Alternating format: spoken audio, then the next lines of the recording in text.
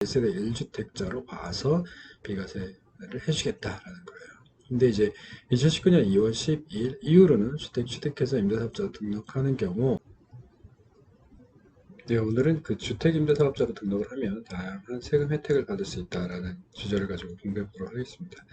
사실 이제 주택임대사업자의 그 세금 혜택이 이제 많이 축소가 됐어요. 이제 사실은 이제 별로 이제 없다라고 보셔도 될 것 같은데, 요거는 이제 법이 지금 요즘같이 이제 많이 개정되기 그 전에 임대사업을 이미 시작하셨던 분들, 임대사업자로 등록하셨던 분들에 대한 혜택이라고 볼 수 있습니다. 사실 이러한 혜택들 때문에 임대사업자로 이제 등록을 많이 했던 거죠. 임대사업자로 등록을 많이 유도를 했던 이유는 이제 세원을 많이 이제 확보를 하려고, 그죠? 등록을 하면 그전에는 이제 임대사업자들이 임대사업을 하면서도 이제 세금을 안 내니까 세금을 이제 많이 내게 할 목적으로 이렇게 했던 건데, 이제는 네, 이 혜택을 너무 많이 줘서 사람들이 집을 너무 많이 사고, 그래서 이제 집값이 막 올라가고, 네, 이런 문제가 있다라고 해서 이제 혜택을 이제 없애야 되겠다라는 차원으로 이제 계속 없애고 있는 거죠. 그래서 이거는 지금 오늘 이제 말씀드리는 거는 최근에 혜택이 이제 등록하더라도 이런 혜택이 있다라는 것이 아니고 그 이전 임대사업자 분들에게 해당되는 그런 내용이겠습니다. 자, 시작을 해보면요. 전월세 시장 안정화라는 목적으로 이제 주택 임대에서 매입, 임대사업 하는 사람들에게 이제 각종 세금 혜택을 줬어요. 옛날에는 이제 예를 들면 이제 한 채를 소유한 사람도 임대사업을 할 수 있도록, 자신은 다른데 뭐 전세를 또 월세 살 수 있죠. 자기 집은 전월세를 또 주고, 뭐 차익이 있으면 더 비싼데 자기 집이 있으면 그렇게 할 수 있겠죠. 그래서 자기는 더 싼데 지역으로 이동을 하고, 여기서 이런 경우에도 임대사업자 등록하면 혜택을 줬고, 근데 이제 이게 방금 말씀드린 대로 주택가격 상승시키는 주요 요인이 됐다라는 이유로 이제 점점 축소를 시키고 있어요. 예를 들면 이제 2018년 9월 14일 이후부터는 새로 주택을 취득해서 임대사업자 등록하더라도 여러 가지 뭐 가액 기준, 뭐 6억 이하라든지 면적 기준, 국민주택 규모 이하라든지 뭐 이런 거, 임대료 중에 이제 5% 이상 몰로 돌린다, 이런 다양한 요건들을 충족해야만 세금 혜택을 받을 수 있고, 그래서 이제 예전보다는 세금 혜택을 받는 것이 더 까다로워졌고, 최근에 개정된 거에 의하면 뭐 그런 게 거의 없어졌기 때문에 이제 사실상 임대사업자 등록을 내가 왜 해야 되냐, 뭐 거의 이런 상황이 이르게 된 거죠.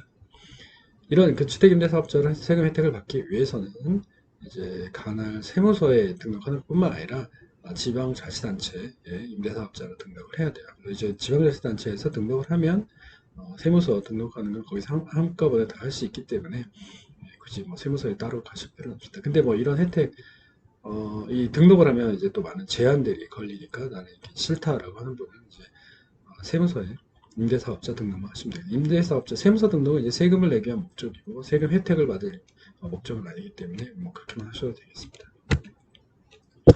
자, 그 다음 거주하는 주택에 양도소득세를 내지 않아도 된다. 이건 하나의 혜택이었죠. 이게 무슨 얘기냐면 여러 채의 집이 있어요. 여러 채의 집이 있는데 내가 만약 5채의 집이 있다라고 하면 그 5채 중에 한 채는 내가 살고 나머지 4채를 임대사업자로 이제 등록을 해서 한 경우에 내가 지금 살고 있는 집 그걸 이제 팔 때 나는 원래 다주택자지만 다른 4채를 다 임대사업자로 등록을 했기 때문에 1세대 1주택자로 봐서 비과세를 해주겠다라는 거예요. 근데 이제 2019년 2월 12일 이후로는 취득해서 임대사업자로 등록하는 경우 내가 거주하는 주택 양도하는 거 딱 한 번만 해줘요. 그전에는 이제 이렇게 비과세 혜택을 계속 주니까 내가 만약에 5채 있다가 한 채에서 살고 4채는 임대사업자로 등록하고 그 한 채를 팔고 나머지 이제 4채 남은 거 중에 임대사업자 하나를 이제 나가게 하고 세입자를 나가게 하고 내가 이제 거기서 살면서 또 그거 살다가 양도해서 1세대 1주택 비과세 혜택을 받고, 그 다음에 또 나머지 3채 남았을 때 3채 남은 것 중에 또 하나에서 세입자를 나가게 하고 내가 거기서 또 살다가 1세대 1주택 비과세 혜택을 또 받고 계속 이렇게 받아왔는데 이게 너무 과다하다. 그래서 이제 이러한 경우에는 평생 한 번만 비과세 혜택을 주겠다라는 거예요. 예. 그리고 이제 그 다주택자가 8년 장기임대로 등록한 주택을 양도하는 경우에 양도소득세 중과세 배제되는 혜택을 누릴 수 있었지만 2018년 9월 14일 이후로 조정 대상 지역이죠. 내에서 새로 주택을 취득해서 임대사업자 등록하더라도 양도소득세 중과 배제 혜택이 없어진 거예요. 그렇죠? 자, 그 다음에 종합부동산세를 내지 않아도 된다. 이 종부세가 이제 막 그 많이 부과가 되니까 종부세 또 이제 뭐 공시지가 많이 올라가고 하니까 종부세 대상자들이 너무나 많아졌어요. 그래서 2주택 이상 있는 분들이 내가 이제 임대사업자 등록을 해서 종부세 내지 않아도 되는 그 혜택을 내가 받아야 되겠다라고 해서 사실은 종부세 때문에 임대사업자 등록했던 분들이 많아요. 그 이제 임대사업자 등록하면 그 임대주택은 종부세 계산에서 합산이 배제되기 때문에 내가 세 채, 두 채를 갖고 있다. 그 나머지 내가 살고 있는 집 말고 나머지를 임대사업자로 등록하면 그 종부세 계산할 때 그 임대주택들은 내가 가진 주택으로 보지 않기 때문에 이제 만약에 9억을 넘지 않는다. 1세대 1주택으로 취급되고 9억을 넘지 않는다 그러면 한 푼도 안 내는 거예요. 원래는 이제 6억 원만 빼주는데 1세대 1주택자들은 9억까지 빼주거든요. 종부세 계산을 할 때. 그래서 이렇게 이런 혜택을 받을 수 있었는데 이제 앞으로는 이제 이 합산 배제 혜택도 매입 임대주택 중에서 8년 이상 장기 임대하는 6억 원 미만의 경우에만 적용이 된다. 그렇죠? 그리고 이제 2018년 9월 14일 이후 조정 대상 지정되려면 주택을 취득해서 임대사업자 등록을 하더라도 합산된다. 합산 배제 혜택을 누릴 수가 없다라는 거예요. 예, 이런 것 때문에 더더욱 그럼 내가 왜 임대사업자 등록을 하냐 안 하겠다 나는 뭐 이런 분들도 있어요. 근데 또 이제 소득세법상 이제 관할 세무서에 내가 이제 아까 말씀드린 대로 내가 세금 혜택을 받겠다 그러면은 지방자치단체에 등록을 하고 관할세무서에 등록을 하셔야 된다 그랬어요. 근데 그런 혜택을 받고 싶지 않다라고 해서 내가 임대사업자 등록을 안 하겠다. 옛날에는 그게 가능했는데 이제는 세법이 또 바뀌어가지고 어쨌든 내가 세금 혜택을 받지 않더라도 관할세무서에 임대사업자로 등록하지 않으면 가산세, 세납자 미등록 가산세를 부과를 해요. 그래서 어쩔 수 없이 뭐 일단은 세금 혜택을 받기 위해서 지방자치단체 등록을 하지 않더라도 관할세무서에는 사업자 등록을 하셔야 된다라고 말씀드리겠습니다. 자, 그리고 이제 취득세 및 재산세도 감면된다. 이런 요건 부합을 하면 취득세뿐만 아니라 재산세도 이제 감면을 받을 수 있다라는 거. 근데 이제 취득세는요. 건설 활성화, 임대주택 건설 활성화가 목적이었기 때문에 기존 택을 매입하는 경우에는 취득세 면제 혜택이 없어요.